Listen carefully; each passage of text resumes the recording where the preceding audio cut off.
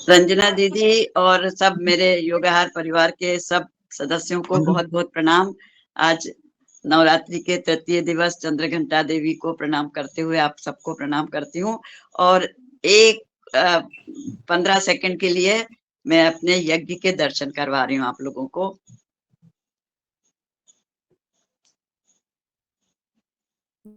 बहुत सुंदर दीदी। अरे वो आपके भी तो दर्शन हो रहे हैं, चश्मा में डर लग रहा है भैया। हाँ? ये जय दर्शन हो करिए, ये यज्ञ के दर्शन करिए। नीलम जी, एक यज्ञ के जो है नीलम जी, आप जो है वो ले लेना, इनका धोनी ले लेना गुरु जी की। जी बहुत सुंदर। ओम भूर्भुवः स्वः तत्सवितुर्वरेण्यं भर्गो देवस्य धीमहि धियो यो नः प्रचोदयात् स्वाहा। ओम त्र्यंबकं यजामहे सुगंधिं पुष्टिवर्धनम् उर्वारुकमिव बन्धनान् मृत्योर्मुक्षीयमामृतात् स्वाहा। महामृत्युंजय धम नमः। सब स्वस्थ रहें, सब एनर्जेटिक रहे, सब ऊर्जावान रहे, सब स्वस्थ रह के खुश रह के अपनी आत्मा का उत्थान करें। जय प्रभु। माता जी को प्रणाम। आप सबको हमारी बहन दीदी ने सबके लिए आराधना की है और हम सबने इसमें अपनी आहुति दी है। आप सबका स्वास्थ्य बिल्कुल निश्चित अच्छा रहेगा और इसी कामना के साथ हम आगे चलते हैं। और हमारे मुख्य वक्ता आदरणीय श्री भूपेंद्र शास्त्री जी संस्कृति संवाद के अध्यात्म देवता जिला आगर मालवा मध्य प्रदेश से है और नवरात्रोत्सव पर कल भी उनका अमूल्य मार्गदर्शन था। आज भी वो सादर आमंत्रित है। मैं उनको आमंत्रित करती हूँ मंच पर। जी वो बहुत बहुत धन्यवाद रंजना बहन। नवरात्रि के इस पवित्र पुण्य नवदिवसीय उपासना के पर्व पर आज के इस योगाहार मंच पर उपस्थित समस्त विद्वज्जन, योगाचार्य, बहन, भाई सभी को शक्ति स्वरूप मां दुर्गा मानते हुए मैं आप सभी के श्री चरणों में प्रणाम करते हुए आज के इस सत्र में तृतीय दिवस में मां बंगलामुखी के बीज मंत्र से शुरुआत करता हूं। ओम ह्रीं बंगलामुखे सर्व दुष्टानां वाचम मुखम परम स्थम भयम जिह्वाम किले बुद्धि विनाशाय ह्रीं ओम स्वाहा। ओम पीतांबरा मां बंगलामुखी की जय।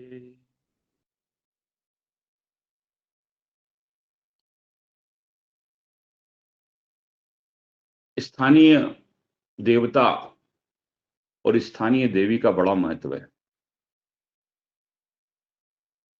मैं मध्य प्रदेश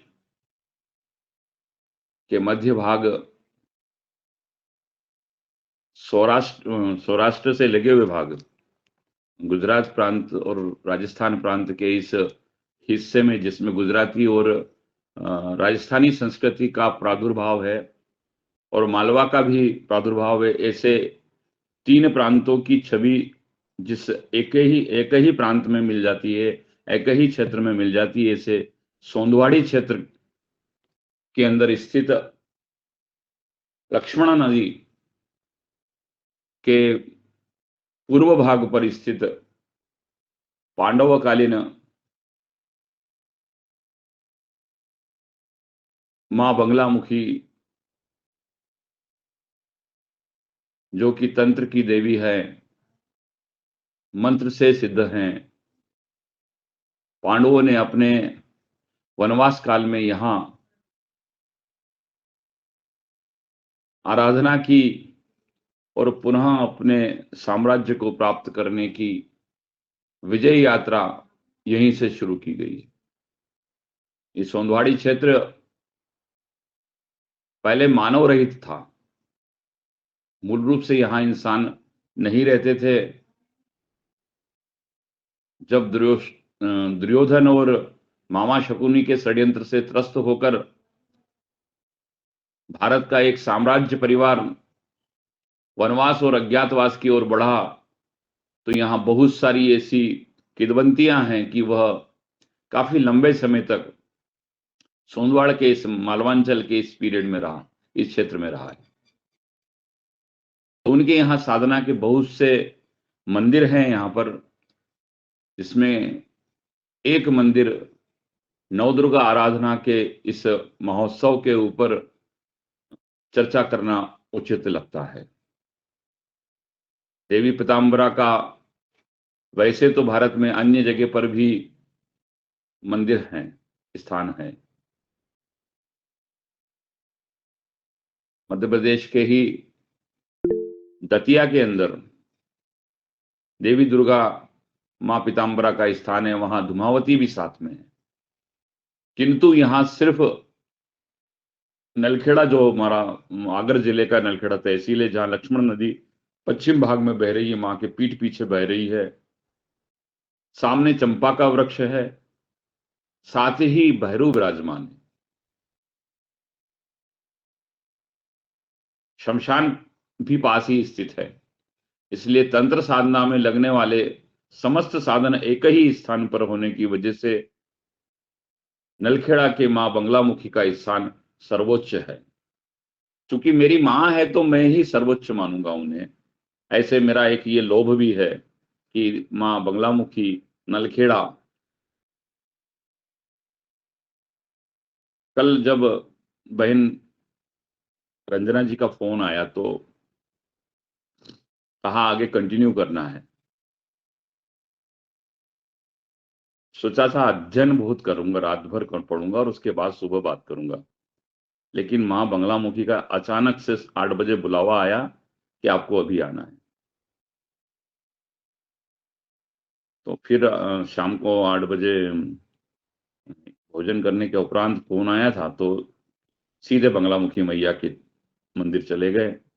रात को 11:30 बजे वहां मां का आशीर्वाद लेकर पुनः आए।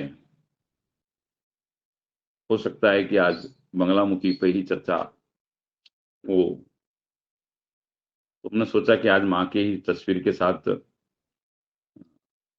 प्रार्थना की जाए। कल मैं विषय ले रहा था, मां दुर्गा के 9 स्वरूपों की चर्चा हो रही थी। शूटिंग भी किया था रात को और फेसबुक पे लाइव भी किया था मैंने। पर कृपा देखिए कि मां के यहाँ पर बहुत सारे हवन कुंड हैं, जहां बहुत सारे अत्यधिक यजमान कल अपनी कामना सिद्धि के लिए यज्ञ कर रहे थे, लेकिन वहां फेसबुक लाइव नहीं हो पा रहा था। वहां से यज्ञ कुंड को छोड़ने के बाद जैसे ही मैं बाहर की ओर आया, फेसबुक लोड हो गया और तुरंत मां के मंदिर के दर्शन पृष्ठभाग के ही हो पाए। क्योंकि सामने तो बहुत ज्यादा आज की तारीख में बहुत व्यस्त वो है, क्या नाम, भीड़ बहुत है, श्रद्धालु बहुत आ रहे हैं, बहुतायत संख्या में आ रहे हैं, तो सामने से मैं लाइव कर ही नहीं पाया। लेकिन मंदिर, पीताम्बर मंदिर को मैंने दिखाने का प्रयास कल रात को फेसबुक पर किया था। फोटो भी खींचे हैं, बाद में अपलोड करूंगा। तो चमत्कार है कि आज के इस सत्र की शुरुआत भी जब हो रही थी, तो आखिरी योग सत्र में जो आसन आया वो सिंहासन ही आया। और जब उसके बाद में आमंत्रण का वक्त आया तो बहन कुसुम जी ने सबसे पहले यज्ञ के दर्शन करवा दिए और शुरुआती मंत्र गायत्री से हुआ। तो ये शक्ति का ही कमाल है, शक्ति की साधना का ही फल है कि आपके सत्र की शुरुआत के 2 विषय आपको पहले से मिल जाते हैं। मैं कल चर्चा कर रहा था, करते करते करते अष्टम दिवस के ऊपर चर्चा चल रही थी कि मां गौरी का पूजन हम सब लोग अपनी परंपराओं अनुसार करते हैं। अचानक से विषय बदल गया और मैं राष्ट्र की ओर मुड़ गया। आज नवरात्रि का तृतीय दिवस है आज मां के चंद्र घंटा स्वरूप की पूजन अर्चन की जाती है। मां शेर पर सवार है, रंग लाल है। भोजन में खीर बनना चाहिए, मां को खीर का नैवेद्य लगना चाहिए। मां चंद्र घंटा 10 भुजाओं वाली है। चंद्र घंटा का जो स्वरूप है, शेर पर सवार है और 10 भुजाओं वाली। महिषासुर के आतंक को खत्म करने के लिए जब महिषासुर इंद्र को परेशान करने लगा, इंद्र के राज्य को छुड़ाने का प्रयास करने पर उसने देवताओं से अनुनय किया, विनय किया। सभी देवताओं ने अपनी शक्ति से जो देवी प्रकट हुई है, ऐसा कहते हैं ब्रह्मा विष्णु महेश के आवाज से ये देवी का प्रकट हुआ है। ऊर्जा वहां से मुंह से ऊर्जा निकली है और तीनों देवताओं की संयुक्त आवाज होने से जो प्राकट्य देवी हुई है वह चंद्रघंटा देवी। इसीलिए स्वर के साधक, संगीत के आचार्य मां चंद्रघंटा की आराधना करते हैं। इन्हें स्वर की देवी भी कहा गया है।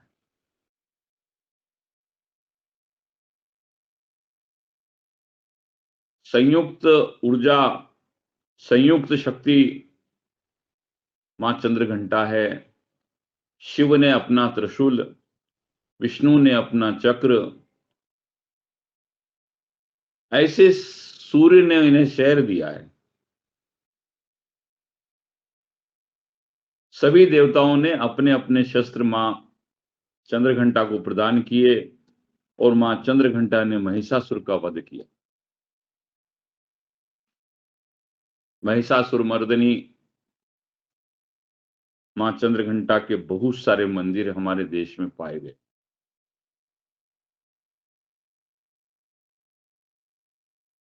युद्ध में जिस देवी को सर्वप्रथम पूजा जाएगा वह चंद्रघंटा ही है।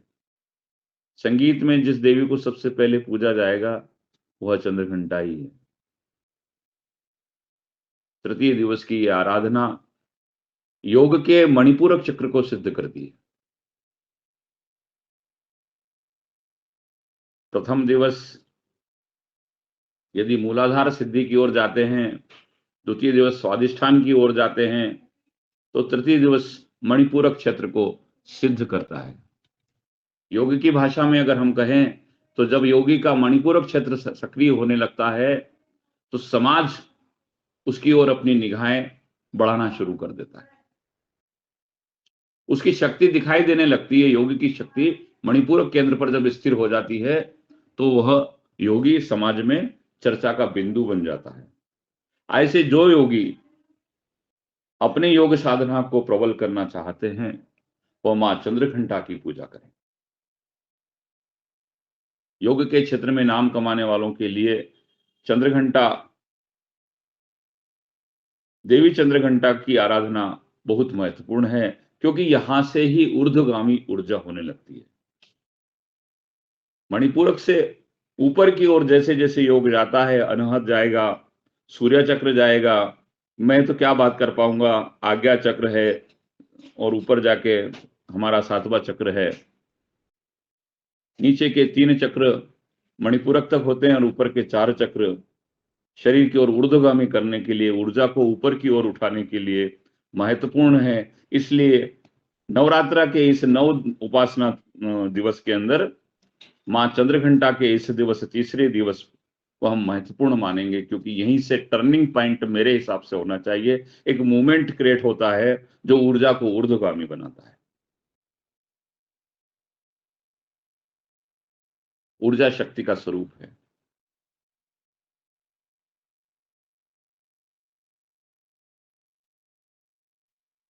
शक्ति से ही शक्तिमान है, मैंने कल कहा था।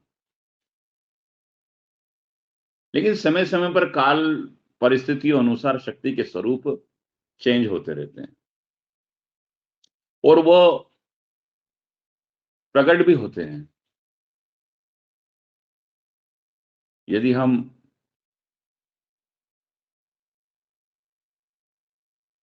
हमारी पुरानी कथाओं को छोड़ दें और इतिहास को टटोलने का प्रयास करें, तो 1971 में जब पाकिस्तान ने भारत के ऊपर युद्ध थोप दिया था, आक्रमण कर दिया था, तो भारत के एक शहर जिसे हम सूर्य शहर कहते हैं और दूसरी जगह जहां पर सर्वाधिक बमगोले बरसाए गए थे, लेकिन आश्चर्य का विषय है कि एक भी बम वहां फूटा नहीं। ये चर्चा में भारतीय सेना के आराध्य स्थल तनोट-राय माता की कर रहा हूं। जैसलमेर के अंदर स्थित तनोट-राय मंदिर, तनोट माता का मंदिर है। उस मंदिर के ऊपर बहुत सारे बमों से हमला किया गया था। पाकिस्तानी तोपें गरज रही थी और मंदिर प्रांगण के अंदर बम आके गिर रहे थे, लेकिन मां की कृपा से एक भी बम वहां ब्लास्ट नहीं हुआ। ये वहां के संग्रहालय में जाकर देखा जा सकता है। जोधपुर शहर सूर्य शहर है।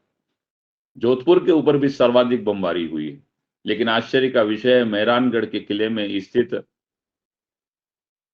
मां भवानी का जो मंदिर है, भैरव भंवर भंवर कह सकते हैं, भंवर मां है वहां पर, क्योंकि वहां पर मधु रूप में वो विराजमान है। मधुमक्खियों की सबसे बड़ी कह सकते हैं वहां पर वो जो जाला होता है जिसे हम मधुमक्खी का जाल बोलते हैं, वहां मधुमक्खियां रहती हैं। जोधपुर के अंदर वहां एक दुर्घटना भी अभी कुछ दो तीन साल पहले हो गई थी, शायद कोरोना से पहले का विषय रहा होगा।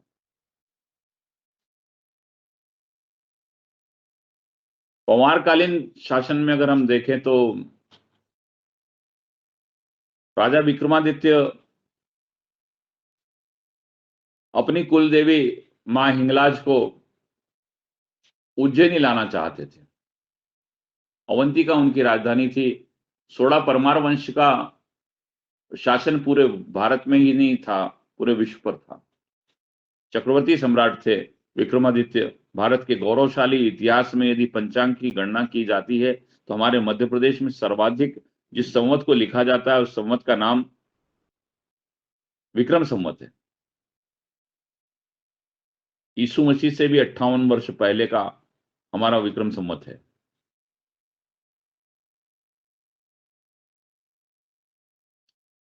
कहते हैं कि हिंगलाज महारानी को लेकर जब विक्रमादित्य उज्जैनी की ओर प्रस्थान कर रहे थे, मां ने एक शर्त रखी कि रात्रि विश्राम नहीं करना। यदि रात्रि विश्राम करोगे, चंद्रघंटा देवी की ही बात कर रहा हूं, यदि रात्रि विश्राम जहां करोगे मैं वहीं रह जाऊंगी। तो बलोच से जब लेके चले, बलूचिस्तान से लेके मां हिंगलाज को लेकर चले उज्जैनी की ओर, रास्ते में बाड़मेर जिले के अंदर चौहटन नामक स्थान है। बाड़मेर से 80 किलोमीटर पर चौहटन ऐसा एक स्थान है। चौहटन की पहाड़ियां हैं, वहां बहुत बड़ी बड़ी पहाड़ियां हैं। भारतीय सेना के लिए बहुत महत्वपूर्ण स्थान है वो। उस स्थान में रात्रि विश्राम के लिए राजा विक्रमादित्य रुक गए और वहां पर मां ने अपना स्थायी निवास बना लिया। मां का नाम वहां पर हुआ विरात्रा। विरात्रा मां का मंदिर चौहटन के अंदर है। वो भी भारतीय सेना के लिए बहुत महत्वपूर्ण स्थान है। सेना के ही क्षेत्र में स्थान आता है। अभी नवरात्रि के अवसर पर गुजरात प्रांत से और राजस्थान प्रांत से बहुतायत में यात्री पैदल चलते हुए मां विरात्रा के दर्शन करते हैं।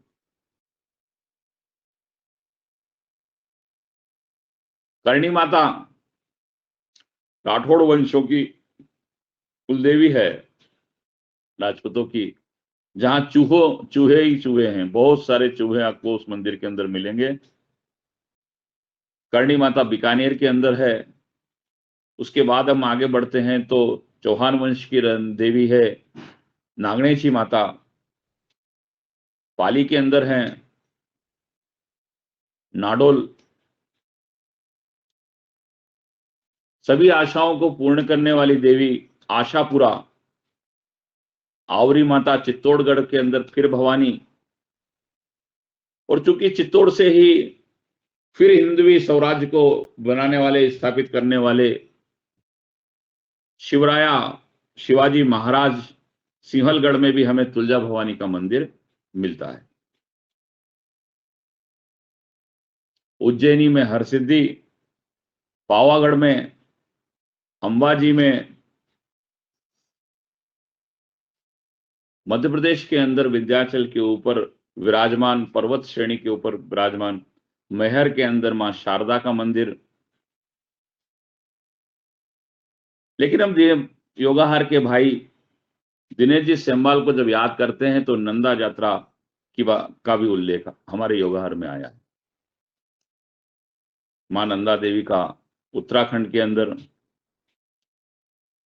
हिमाचल के अंदर मनसा देवी, कांगड़ा देवी, आसाम में कामाख्या और कलकत्ता की काली, सभी शक्ति की स्वरूपा हैं।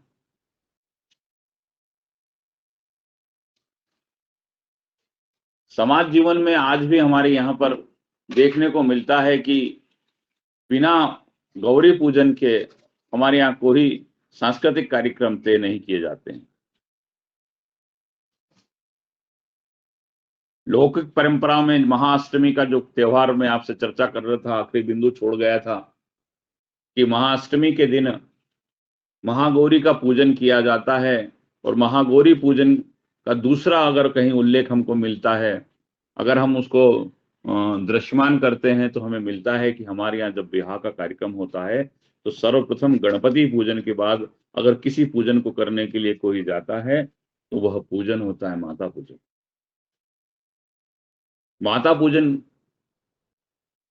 के लिए बड़े उत्साह के साथ हमारे हिंदू धार्मिक शादी ब्याहों का शुभारंभ माता पूजन से ही होता है।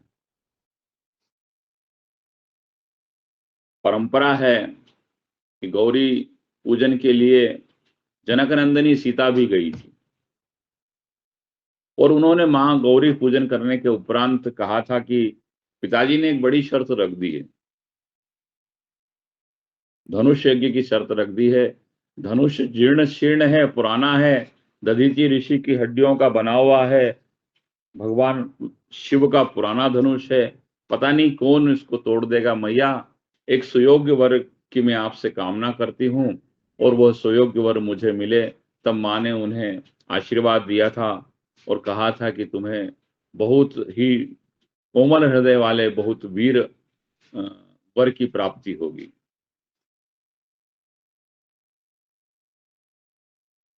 शक्ति के स्वरूपों की चर्चा करते करते मैं मंदिरों की चर्चा पर चला गया। समय, देश, काल, परिस्थिति अनुसार शक्ति के स्वरूप बदलते रहे।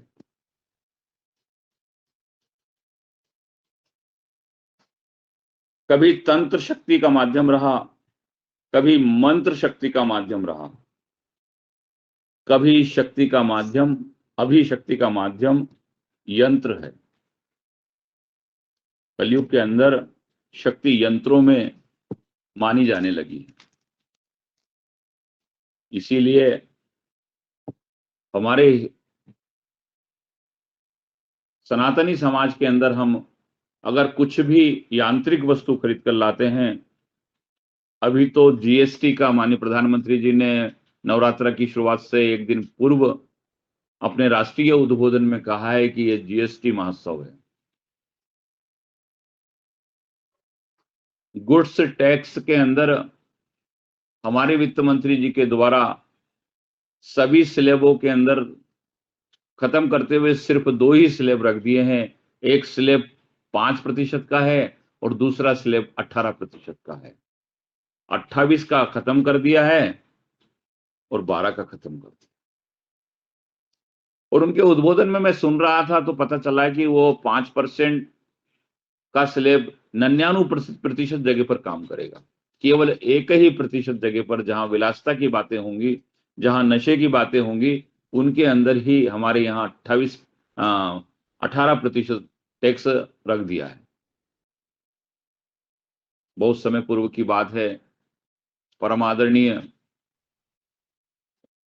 आज के युग के आयुर्वेदाचार्य धर्मंतरी बालकृष्ण जी महाराज और युग प्रणेता, युग पुरुष ही कहूंगा मैं तो, जिन्होंने अपनी योगिक शक्ति के बल पर, मंत्र शक्ति के बल पर आज विश्व के अंदर तहलका मचा रखा है, ऐसे पूज्यपाद रामदेव जी महाराज के मंच के ऊपर में जब राजीव दीक्षित जी को सुन रहा था, स्वदेशी के प्रणेता को सुन रहा था, तो वो कह रहे थे कि इस देश के अंदर रामराज्य आना चाहिए। रामराज्य की कल्पना क्यों की गई? रामराज्य की कल्पना इसलिए की गई कि राम के समय में सबसे कम टैक्स था।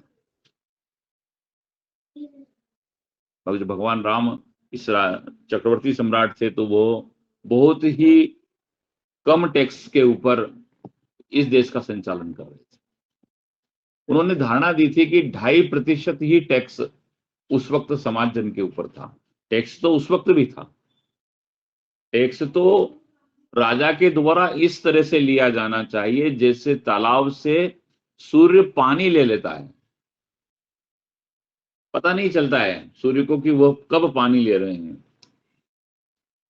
राजा को चाहिए कि वो प्रजा से जो उसके चलाने के लिए, उस संसार को चलाने के लिए जो टैक्स ले रहा है, वह सूर्य की भांति ही ले, सूर्य की भांति ले। तो पता नहीं चलता था रामराज्य के अंदर टैक्स क्या है। ऐसा मैंने सुना था कि राजीव दीक्षित जी अपने उद्बोधन में कह रहे थे।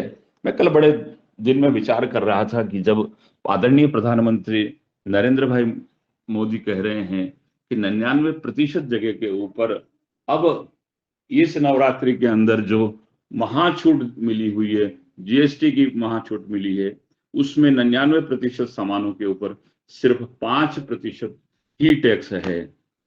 तो मैं समझता हूं कि टैक्सेस आने वाले समय के अंदर 2.5% होंगे। वैसे भी राष्ट्रीय स्वाभिमान के इस अवसर पर जब हमारा राम मंदिर बन गया है, तो रामराज्य की ओर तो हम धीरे धीरे बढ़ ही रहे हैं। 5% का स्लैब आया है, तो कल निश्चित ही 2.5% का स्लैब भी हम लोगों को देखने को मिलेगा।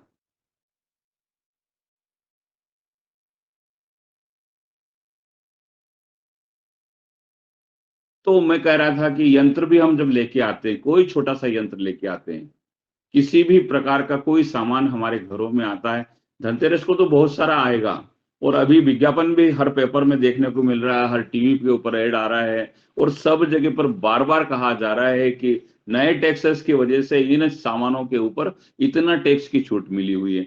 गाड़ी के ऊपर, 4 व्हील के ऊपर 1 लाख रुपए तक की छूट हो गई है, 2 लाख रुपए तक की छूट हो गई है, छोटे छोटे सामानों के ऊपर छूट हो गई। इस तरह से उपभोक्ताओं को विज्ञापन के जरिए ये बताया जा रहा है। और जब इन्हीं सब चीजों से हम प्रसन्न होकर या इनसे अपना मन बनाएंगे और कोई छोटा सा भी यंत्र हम अपने घर में लेके आएंगे, तो उसका विधिवत पूजन करके लाते हैं।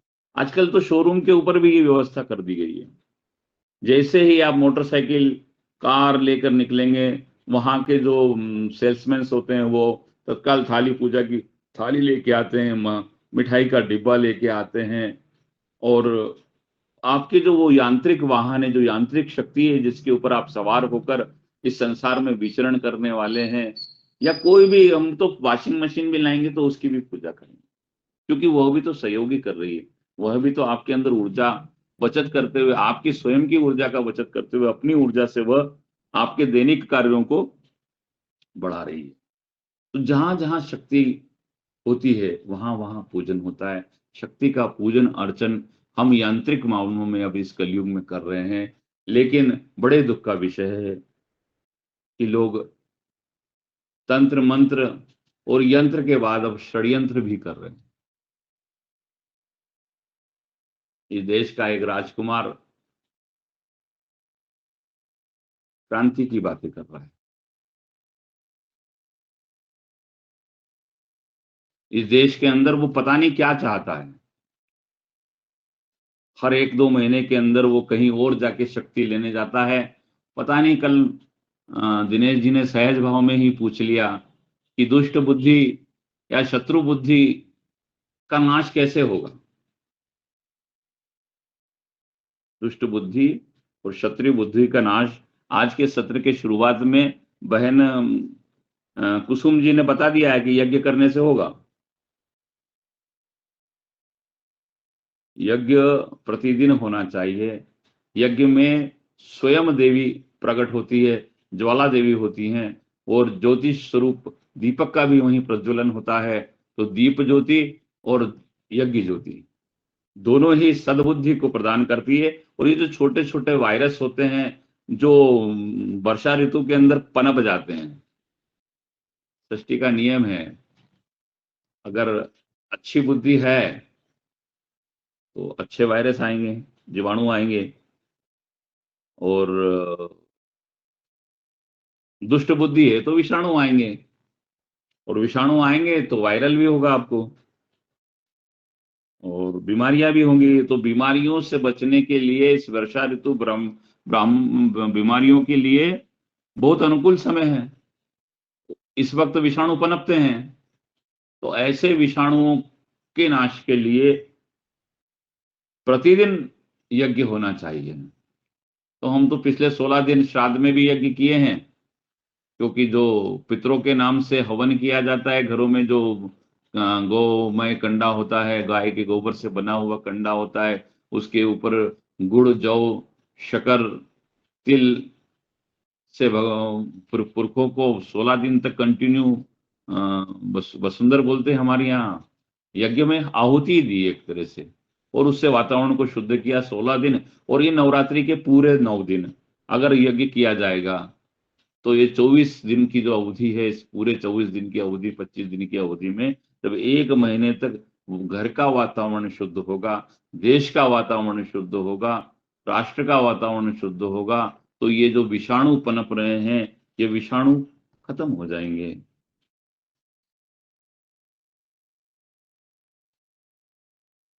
षड्यंत्र के विषाणु अभी बोए जा रहे हैं।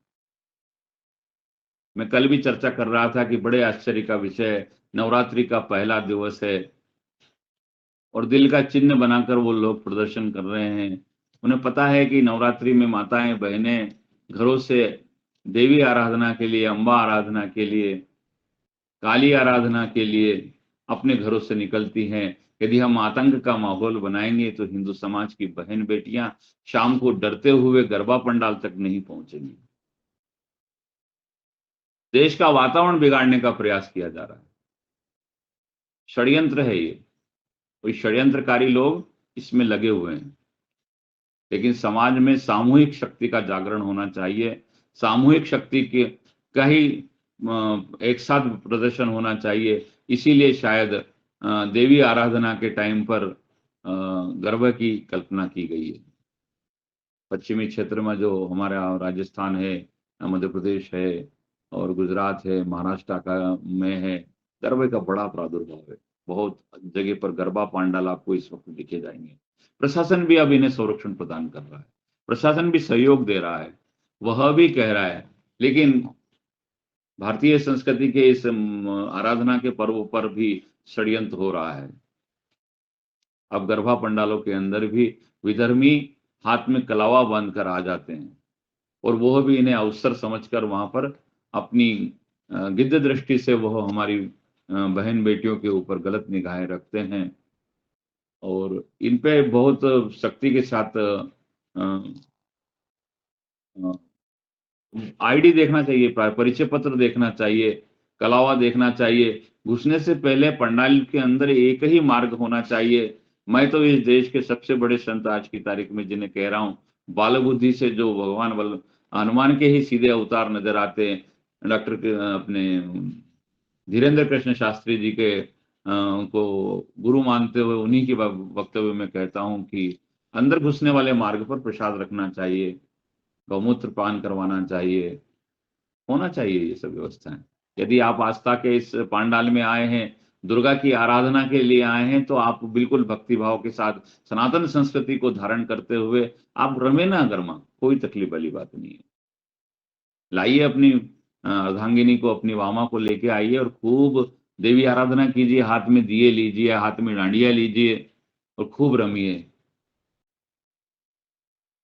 पंछीड़ा रे पंछीड़ा पावागढ़ जाए रे, અને પાવાગઢ જઈને મારી माने कीजे रे गर्भो रे मेरे।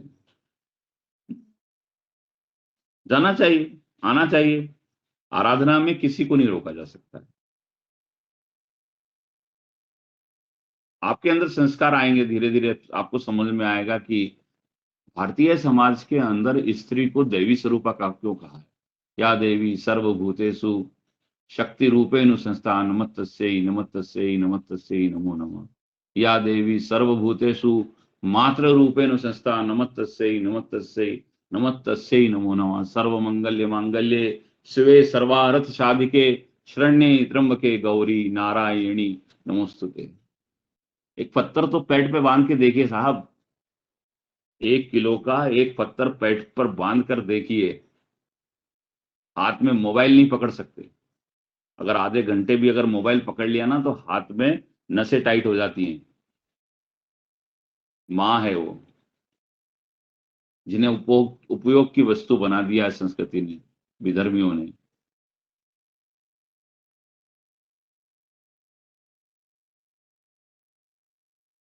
वह जन्म देती है षष्ठी को, अत्याचार करते हैं हम उसके साथ। षष्ठी का प्रादुर्भाव देवी स्वरूप से हुआ है और आगे भी अगर विकास होगा तो देवी स्वरूप से ही होगा। बिना शक्ति के शिव कुछ नहीं है, केवल शव है। शक्ति है तो शिव है। ई की मात्रा जो शिव में है वो शक्ति की ही है। शक्ति और शिव दोनों मिलकर यह सृष्टि बनाते हैं। इसीलिए शक्ति रूपेण संस्था, में बार बार कहता हूं शक्ति रूपेण संस्था, शक्ति रूपेण ही संस्था है। आपके पास शक्ति है, लोग आपको प्रणाम करेंगे। शक्ति नहीं है, कोई प्रणाम नहीं करेगा आपको, सब कमजोर समझेंगे। शक्ति का संचय किया जाना चाहिए। इन 9 दिवस के अंदर माँ की आराधना विभिन्न प्रकार से की जा सकती है। माँ के सारे स्वरूप यही कहते हैं, 10 हाथों के साथ कीजिए, 4 हाथों के साथ कीजिए, 8 हाथों के साथ कीजिए, 2 हाथों में कमंडल और माला लेकर भी आप शक्ति की आराधना कर सकते हैं। मंत्र शक्ति से कर सकते हैं, दुष्ट का दमन कर सकते हैं, बौद्धिक विचार करके कर सकते हैं। हर बार हिंसक स्वरूप लेना ही स्वरूप जरूरी नहीं है।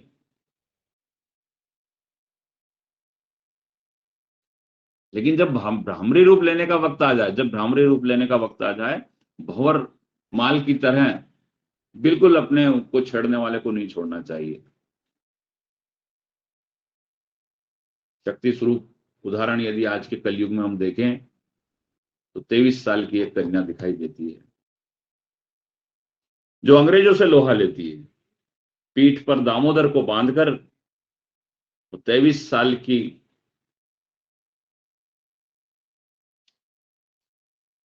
मां घोड़े पर सवार होकर दोनों हाथों से तलवार चलाती हुई अंग्रेज सेना को गाजर मूली की तरह काटती है।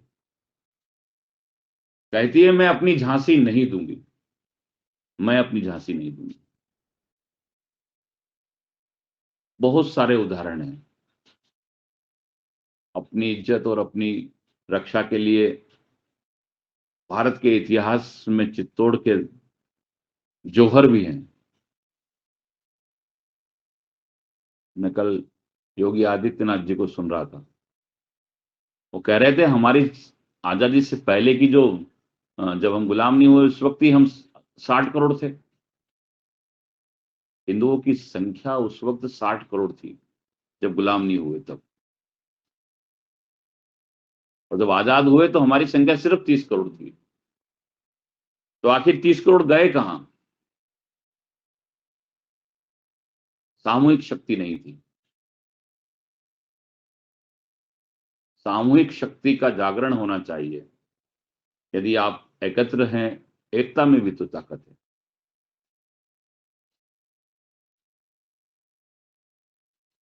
मातृशक्ति के जागरण का समय, नवरात्रि का यह अवसर मातृशक्ति के जागरण का समय है। राष्ट्रीय स्वयंसेवक संघ, जो कि मेरा मातृ संगठन है, उन्होंने भी शक्ति के संधारण के लिए अपनी एक ब्रांच राष्ट्र सेविका समिति के नाम से बनाई है। विश्व हिंदू परिषद ने भी अपनी शक्ति के जागरण के लिए अपनी एक शाखा बनाइए दुर्गा वाहिनी के नाम से। अभी बड़े उत्साह के साथ सनातन समाज की बेटियां, छोटी छोटी बेटियां दुर्गा वाहिनी के कार्यक्रमों में जा रही हैं। दंड संचालन, अन्य शस्त्रों का संचालन सीख रही हैं। छोटी छोटी बहुत ही छोटी बेटियां अब प्रतिदिन शाखा जाती हैं। हमारी अपने नगर की शाखा में, अपने मोहल्ले की शाखा में लगभग छोटी 40 बच्चियां अभी रोज जा रही हैं। और अभी अनंत चतुर्दशी के दिन जब हम मंगल मूर्ति गजानन की अपनी धाम यात्रा की जो विजयी जुलूस निकल रहा था, तो उसमें बेटियों ने लगभग 4 घंटे तक कंटिन्यू प्रदर्शन किया। छोटी छोटी बेटियां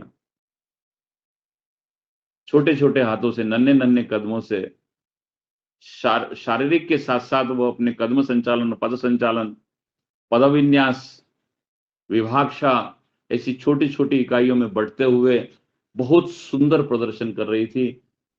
दंड शक्ति का प्रयोग कर रही थी, तलवार शक्ति का प्रयोग कर रही थी, झूमर का प्रयोग कर रही थी, ढाल का प्रयोग कर रही थी। पता नहीं कितने प्रकार के शस्त्र संचालन वो धीरे धीरे सीख रही हैं। केसरिया दुपट्टा बांधे हुए, श्वेत वस्त्र धारण महाब्रह्मचारिणी की तरह उनकी ये साधना देखते ही बनती थी। यदि हमारे कुसुम इस ब्रह्मांड के अंदर फैली हुई अराजक ताकतों को पहचान जाएंगे, बचपन से पहचान जाएंगे, तो ये समाज हमेशा के लिए शक्तिशाली रहेगा। कोई इसको शक्तिहीन नहीं कर पाएगा।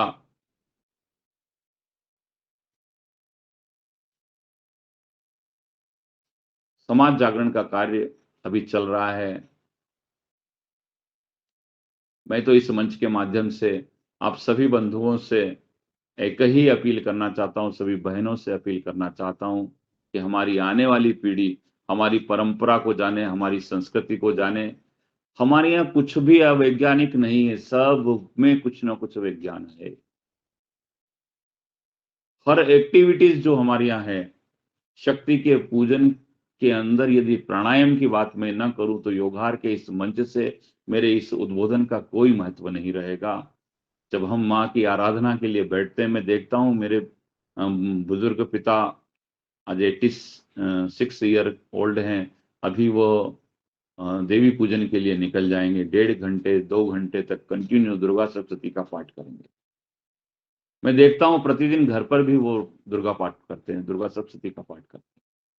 पर मैं देख रहा हूँ कि उनको शुगर की बीमारी है, 38 सालों से शुगर है, किंतु वो मीठा रोज खाते हैं। उसके पीछे मैं उनसे कई बार पूछता हूँ, कहते हैं साधना संध्या पूजन जो मैं शुरुआत करता हूं तो उसमें सबसे पहला जो आसन है वो प्राणायाम है। प्राणायाम से ही संध्या की शुरुआत है। त्रिकाल संध्या में प्राणायाम 3 बार ही किया जाएगा।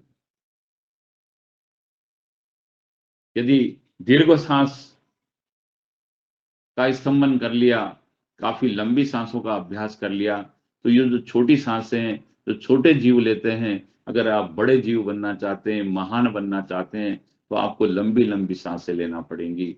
और जितना बड़ा कुंभक होगा, जितना ज्यादा सांस रोकने की आपकी ताकत है, ये प्राणायाम के माध्यम से बढ़ती जाएगी। योग का यह सत्र, यह मंच वही हमको सिखाता है कि लंबी लंबी सांसें लेना चाहिए, लंबी लंबी सांसें लेना चाहिए, दीर्घ सांसें लेना चाहिए, बाह्य कुंभक करना चाहिए, आंतरिक कुंभक करना चाहिए। प्राण को बाहर रोक दो, प्राण को अंदर रोक दो। और ये अभ्यास जब युद्ध के मैदान में काम आता था, अब युद्ध मैदानों में नहीं होते हैं। अब युद्ध वैचारिक विमर्श के ऊपर होते हैं, नैरेटिव के ऊपर होते हैं। और हमने बहुत थोड़े दिन पहले ही देखा है कि एक छोटा सा विचार, एक छोटा सा विमर्श एक पड़ोसी देश के अंदर खड़ा कर दिया गया, और वहां के लोगों ने हजारों करोड़, लाखों करोड़ रुपए की संपत्ति को अपने ही हाथों सुहा कर दिया।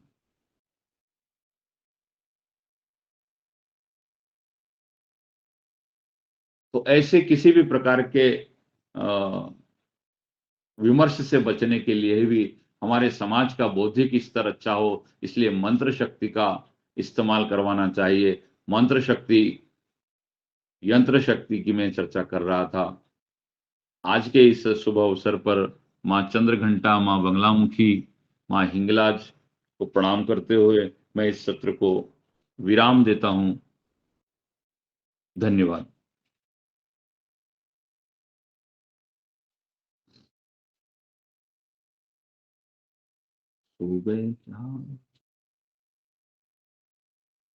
श्वास शवासन करने लग गए क्या,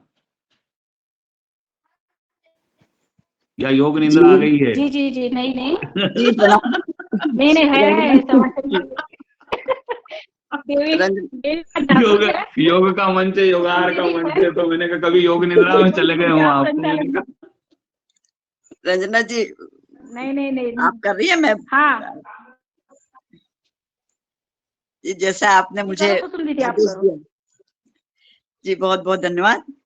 रंजना जी को शायद अभी कहीं दूसरी क्लास में जाने का अवसर है, इसलिए उन्होंने कुछ मुझे जिम्मेदारी दी है, छोटी सी मैं निभा रही हूँ। अभी कोई भाई बहन का यदि हैंड रेज हो, कोई प्रश्न हो तो कृपया हैंड रेज करें। नहीं होगा कोई भी।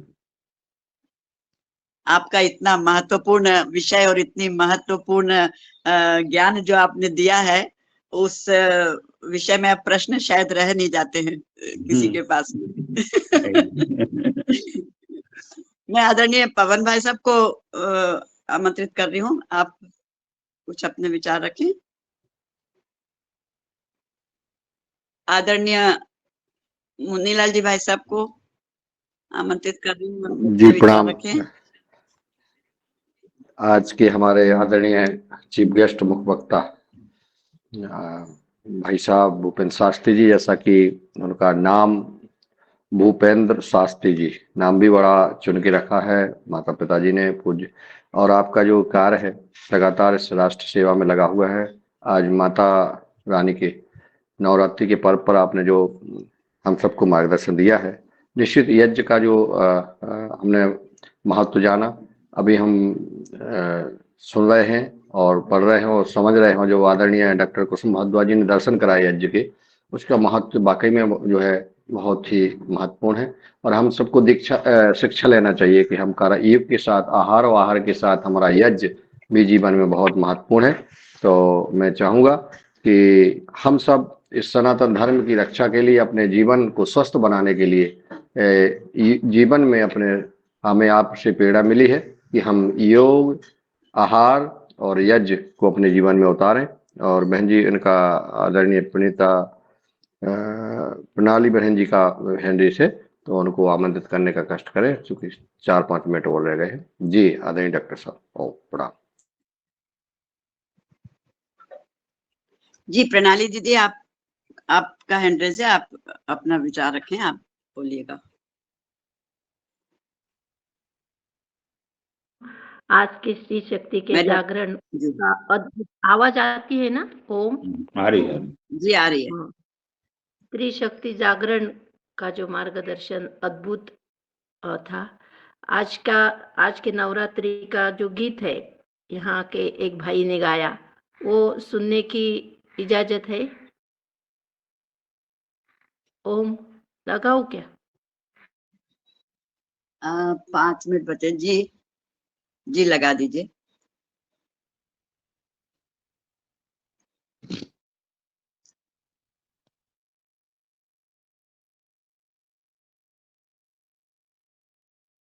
जी आदरणीय शरद वर्मा जी, स्वागत है आपका। आ रही है ना?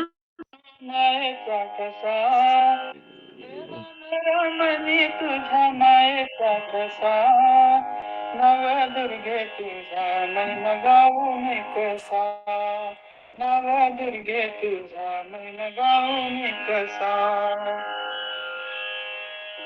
नव दुर्गा तिसरी नव दुर्गा, नव दुर्गा तिसरी नव दुर्गा तीसरी। जी शरद जी। जी सदन को आवाज नहीं आ रही बहन जी की। जी जी शरद जी आप बोलेंगे जी। जी सदन को कोटि कोटि प्रणाम। आज की योगशाला बहुत अच्छी रही और मैं शास्त्री जी को दंडवत प्रणाम करता हूँ। उनका जब भी इतिहास जब वो बताते हैं तो ऐसा लगता है कि हम बहुत बड़ी एक धर्म की संतान है और एक गर्व महसूस जग गए। होता है जब वो प्रवचन रखते हैं। तो मैं से महापुरुष को सादर प्रणाम करता हूँ। वो हमेशा ऐसे ही स्वस्थ रहें और हमें हमेशा हमारे सदन को ऐसी ऊर्जा देते रहें। जी प्रणाम।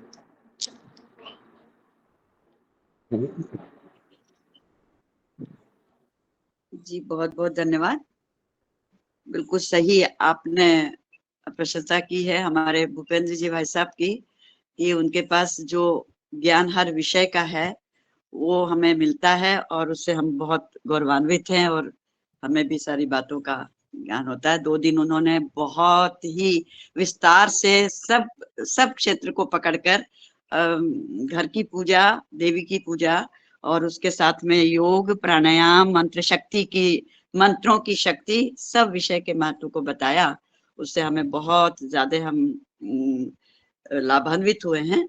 उन्हें मैं बहुत बहुत धन्यवाद देती हूँ और मैं साष्टांग प्रणाम मैं भी करती हूँ अरे आपको। अरे आपको कुसुम दीदी धन्यवाद। अरे ना क्योंकि माँ है आप। अरे नहीं, आपके ये अंदर जो गुरु नवरात्रि पे तत्व आप गलत बोल विराजमान रहे। है, नहीं नहीं आपके नहीं अंदर नहीं जो गुरु नहीं तत्व नहीं नहीं विराजमान नहीं है, बस बिल्कुल उसको प्रणाम कर रही हूँ मैं। बिल्कुल नहीं दीदी, मेरे से एक विषय छूट गया है, मैं वो पुनः से लेना चाहता हूँ।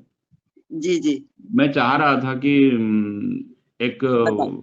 ये नवरात्रि के इस पुण्य पवित्र अवसर पर यदि मैं गौ माता को छोड़ देता हूँ तो शायद ये मेरी बहुत बड़ी धृष्टता होगी और इसके लिए मुझे जगत जननी माँ गौ माता मुझे कभी माफ ही नहीं करेगी। तो ये मैं 2 दिन से लेना चाहता था ये विषय को कि हम गौरक्षा गौरक्षा गौरक्षा गौरक्षा गौरक्षा बहुत दिनों से आलाप रहे हैं, बहुत नारे लगा रहे हैं, देश की रक्षा कौन करेगा, हम करेंगे हम करेंगे। लेकिन इस सृष्टि की रक्षा कौन करेगा, हम करेंगे हम करेंगे। लेकिन इस मानव की रक्षा कौन करेगा?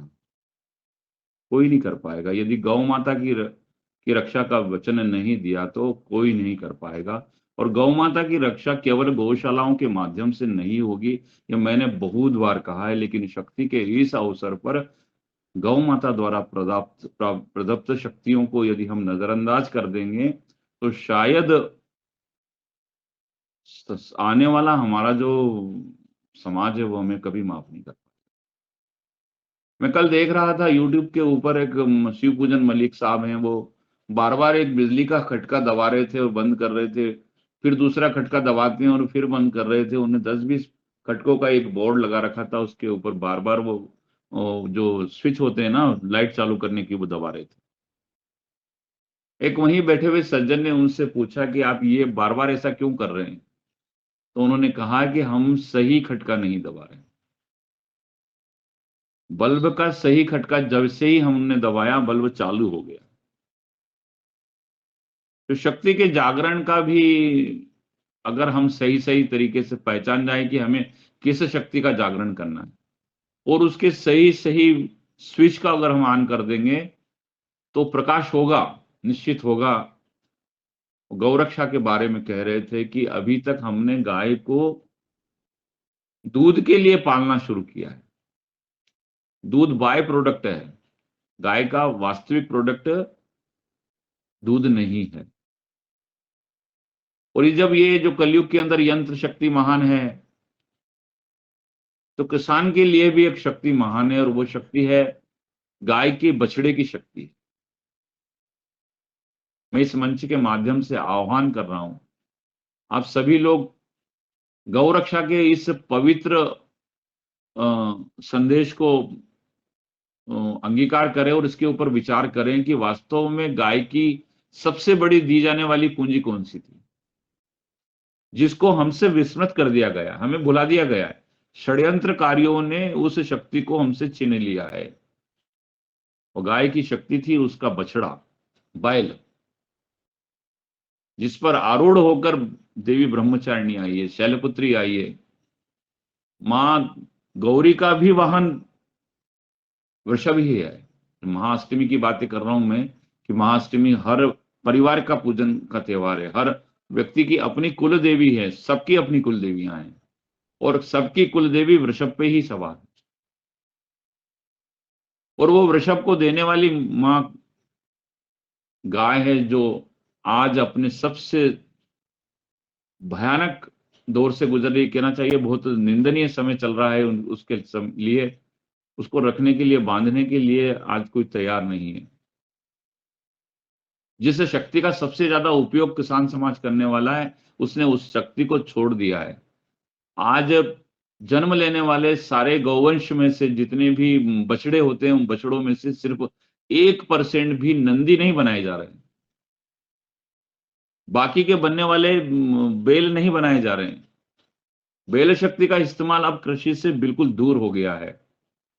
यांत्रिक शक्ति के रूप में ट्रैक्टर ने, कल्टीवेटर्स या दूसरे जितने भी साधन है जो आ गए, आजकल नए नए नाम आ रहे हैं उनके, उन लोगों ने कृषि क्षेत्र में उसका इस्तेमाल बढ़ जाने की वजह से आज बैल हमारी दोयम दृष्टि के ऊपर चला गया। हमारे द्वारा उसको परिष्कृत क्या निष्कृष्ट दृष्टि से देखा जाने लगा है। और वह सबसे बड़ी ताकत थी, जो गाय की ताकत थी, उसको पुनर्स्थापित करने का प्रयास इस मंच में मैं आज ये प्रश्न छोड़कर जा रहा हूं कि बैल शक्ति को पुनः स्थान मिले। आज छोटी कास्ट हो गई है, हमें ट्रैक्टरों की आवश्यकता नहीं है। उसके भयंकर परिणाम हमारे सामने आ रहे हैं कि हमारी जो मृदा है वो खराब हो गई है, हमारी मिट्टी दब गई है, ठोस हो गई है, पाषाण में कन्वर्ट हो गई है और अब उसके अंदर वह उपयोगी मतलब कहना चाहिए उर्वरकता भी नहीं बची है। यदि गाय नहीं बची तो मानव नहीं बचेगा, पृथ्वी नहीं बचेगी। जब जब पृथ्वी ब्रह्मा के पास गई है, अपने ऊपर हुए अत्याचारों के लिए आलाप किया है, तब तब वह गाय के रूप में गई है। गाय का पृथ्वी का अपना संबंध है, हम उसके बछड़े की तरह ही हैं। हमें वो दया के लिए प्रसाद के रूप में दूध दे रही है। जिसे प्रसाद समझना चाहिए उसे हमने भोजन समझ लिया। गाय का दूध अमृत है, प्रसाद है, सिर्फ उसका वास्तविक प्रोडक्ट है बैल। अक्षय ऊर्जा के रूप में हमें बैल प्राप्त होता है। बैल की ऊर्जा, यांत्रिक ऊर्जा का इस्तेमाल कृषि में बढ़े, उससे खेती भी भुरभुरी होगी, उससे खेती भी उर्वरा होगी। सेकंड, उसका जो उत्पाद है वह गोबर है। प्रसाद है सिर्फ दूध, लेकिन दूध को हमने महत्वपूर्ण मान लिया है। और नवरात्रि के इस तृतीय दिवस स्कंद माता के पूजन दिवस पर मैं पुनः इस सदन के माध्यम से ये बात रखवाने का प्रयास करना चाहता हूं। अब बहुत विनम्रता के साथ आग्रह करना चाहता हूं, आप जहां भी बैठे वहां गाय की सबसे बड़ी उपयोगिता जो समाज को देना चाहती है वो बैल है, उसका बेटा है, उसको कृषि में उपयोगी बनाएं। कैसे भी नहीं कैसे करके बैल को वापस स्थापित किया जाए। और ये जो यंत्र शक्ति है जो डीजल से चलती है, मैं नहीं कहता कि आधुनिक शक्ति को छोड़ दें, लेकिन उसे उपयोगी बनाए। उससे हमें अच्छा भोजन मिलेगा, योगहार का मंच उसका ऋणी रहेगा, ऐसा कहना चाहता हूँ। ये मेरे से छूट गया था विषय। मैं भी कुछ दिनों पहले फुलेरा गया था। फुलेरा के पास में एक बेचुन करके जगह है, वहां पर सुरेंद्र रवाना जी रहते हैं। सुरेंद्र रवाना जी का गौ फार्म देख के आया हूँ।